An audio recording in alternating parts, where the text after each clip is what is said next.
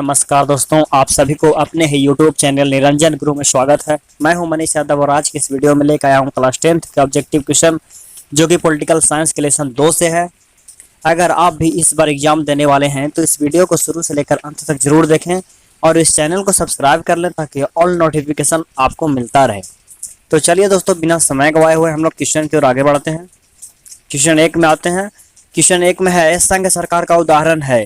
तो option A में दिया हुआ है अमेरिका, बी में दिया हुआ है चीन, सी में दिया हुआ है ब्रिटेन, डी में दिया हुआ है इनमें से कोई नहीं। तो इसका सही उत्तर हो जाएगा दोस्तों अमेरिका। संघ सरकार का उदाहरण अमेरिका है। चलिए नेक्स्ट क्वेश्चन पे आते हैं। नेक्स्ट क्वेश्चन है संघ राज्य की विशेषता नहीं है। तो ऑप्शन ए में दिया हुआ लिखित संविधान, बी में दिया हुआ शक्तियों का विभाजन, सी में दिया हुआ गहरी शासन व्यवस्था और डी में दिया हुआ सर्वोच्च न्यायपालिका। तो दोस्तों लिखित संविधान कोई भी देश के होता है जरूर, और दूसरा शक्तियों का विभाजन। हर एक संघ राज्य वाला देश में शक्तियों का विभाजन हो रहता है, जैसे कि केंद्र सरकार और राज्य सरकार के हिसाब से बटा हुआ रहता है, लेकिन इक्यारी शासन व्यवस्था ये नहीं होता है, इसलिए इसका उदाहरण सही नहीं है। तो ये है संघ सरकार की विशेषता नहीं है तो क्या इक्यारी शासन व्यवस्था। और सर्वोच्च न्यायपालिका भी संघ राज्य में होता है, तो इसलिए इसका सही उत्तर हो जाएगा इक्यारी शासन व्यवस्था। नेक्स्ट क्वेश्चन पे आते हैं।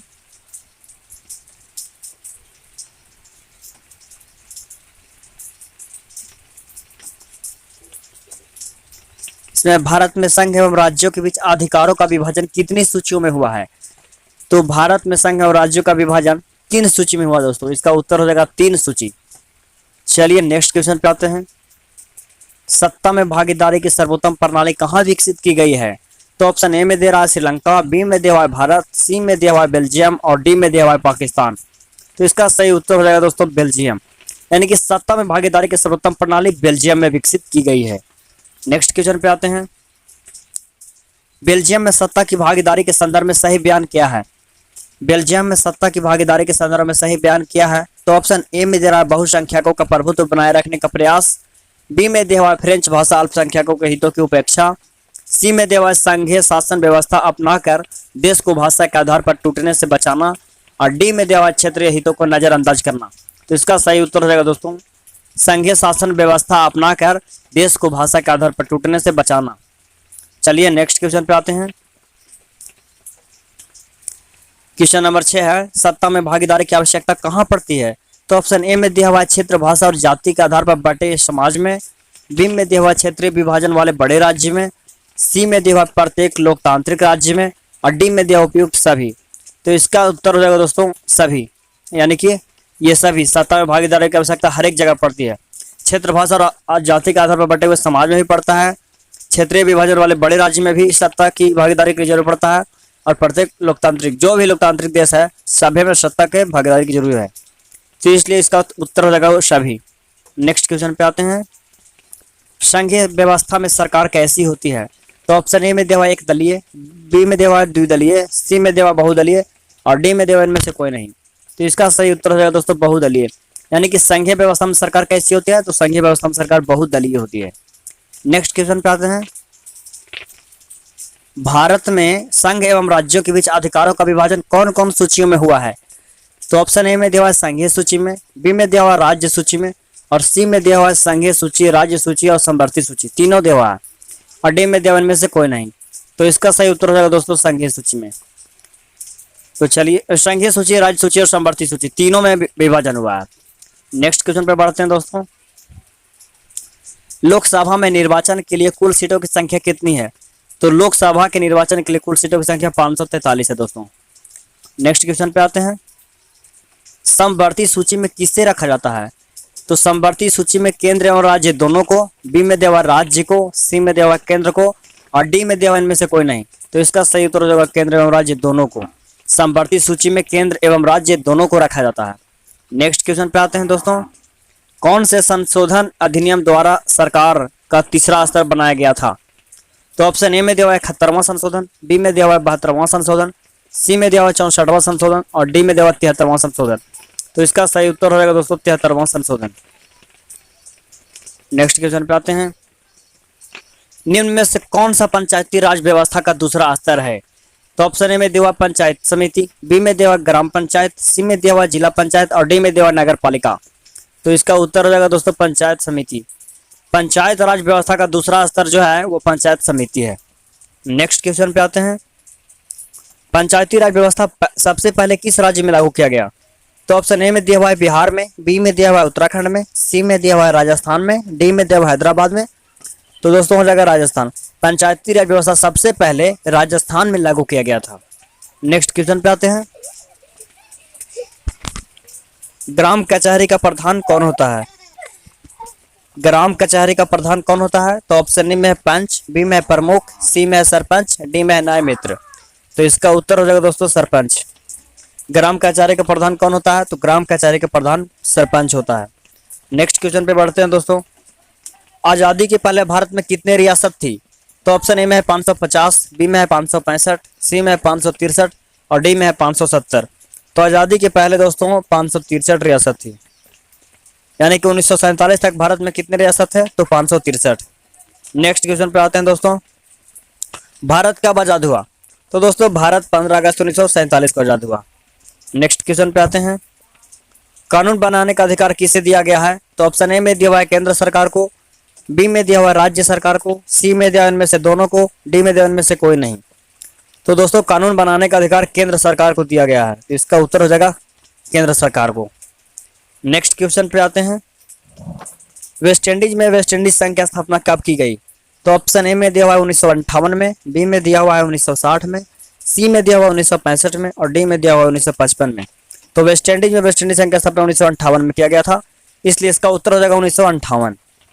नेक्स्ट क्वेश्चन पे आते हैं। सोवियत संघ कब विखंडित हो गया? यानी सोवियत संघ कब विखंडित हो गया? तो ऑप्शन ए में दिया हुआ 1989 में, बी में दिया हुआ 1990 में, सी में दिया 1992 में और डी में दिया हुआ है 1995 में।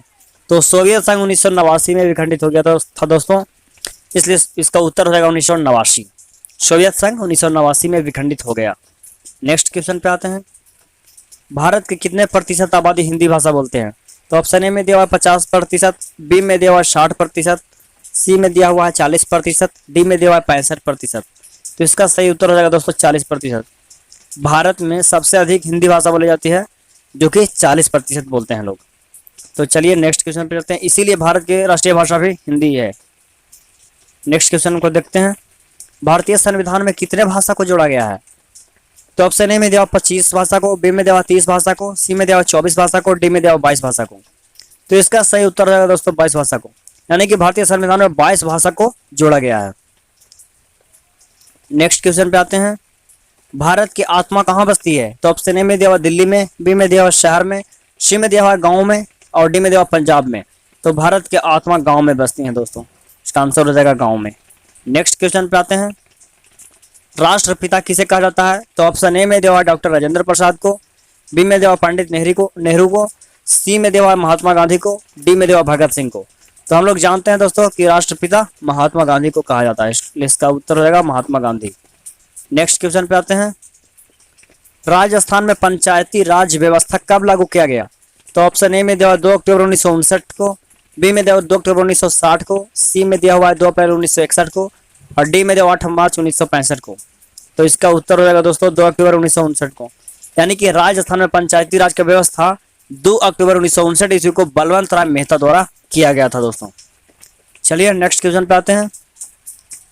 ग्राम पंचायत का प्रधान कौन होता है? ग्राम पंचायत का प्रधान कौन होता है? तो ऑप्शन ए में दिया हुआ पंच, बी में दिया हुआ सरपंच, सी में दिया हुआ है मुखिया और डी में दिया हुआ पंचायत समिति। तो ग्राम पंचायत का प्रधान दोस्तों मुखिया होता है, इसलिए इसका उत्तर हो जाएगा मुखिया। नेक्स्ट क्वेश्चन पे आते हैं। ग्राम पंचायत का कार्यकाल कितने वर्षों का होता है? तो ऑप्शन ए में दिया हुआ है 6 वर्ष, बी में दिया हुआ है 5 वर्ष, सी में दिया हुआ है 4 वर्ष और डी में दिया हुआ है 2 वर्ष। तो ग्राम पंचायत का कार्यकाल 5 वर्ष का होता है दोस्तों, इसलिए उसका उत्तर हो जाएगा 5 वर्ष। नेक्स्ट क्वेश्चन पे आते हैं। भारत में सबसे पहले नगर निगम की स्थापना कहाँ की गई? तो ऑप्शन ए में दिया हुआ चेन्नई में, बी में दिया हुआ मुंबई में, सी में दिया हुआ कलकत्ता में और डी में दिया हुआ बंगलौर में। तो भारत में सबसे पहले नगर निगम की स्थापना चेन्नई में की गई, इसलिए इसका उत्तर हो जाएगा चेन्नई। नेक्स्ट क्वेश्चन पे आते हैं दोस्तों। भारत में राष्ट्रीय स्तर पर पंचायती राज की स्थापना कब हुई? तो ऑप्शन ए में दिया 1959 में, बी में दिया 1960 में, सी में दिया 1961 में और डी में दिया 1962 में। तो इसका सही उत्तर हो जाएगा दोस्तों 1959 में। भारत में राष्ट्रीय स्तर पर पंचायती राज की स्थापना 1959 में हुई। नेक्स्ट क्वेश्चन पे आते हैं दोस्तों, बिहार में पंचायती राज का स्वरूप कैसा है? तो ऑप्शन ए में दिया हुआ एक स्तरीय, बी में दिया हुआ द्विस्तरीय, सी में दिया हुआ 3 स्तरीय और डी में दिया इनमें से कोई नहीं। तो बिहार में पंचायती राज का स्वरूप जो है वो 3 स्तरीय है दोस्तों, इसका उत्तर हो जाएगा 3 स्तरीय। नेक्स्ट क्वेश्चन पे आते हैं,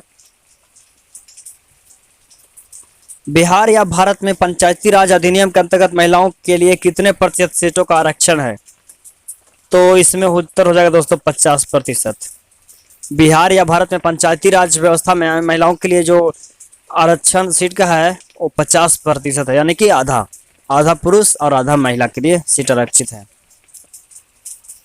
तो धन्यवाद दोस्तों इस वीडियो को अंत तक देखने के लिए। इस चैनल को सब्सक्राइब करें ताकि आप सभी को ऑल नोटिफिकेशन मिलता रहे। लाइक करें, शेयर करें और अपने दोस्तों को ज़्यादा से ज़्यादा शेयर करें ताकि वो सभी इस वीडियो को देख सकें। और इस चैनल को जरूर सब्सक्राइब कर लें दोस्तों ताकि आप सभी को नोटिफिकेशन मिलता रहे। तो चलिए दोस्तों चलते हैं, मिलते हैं नेक्स्ट वीडियो में। तब तक के लिए जय हिंद, जय भारत।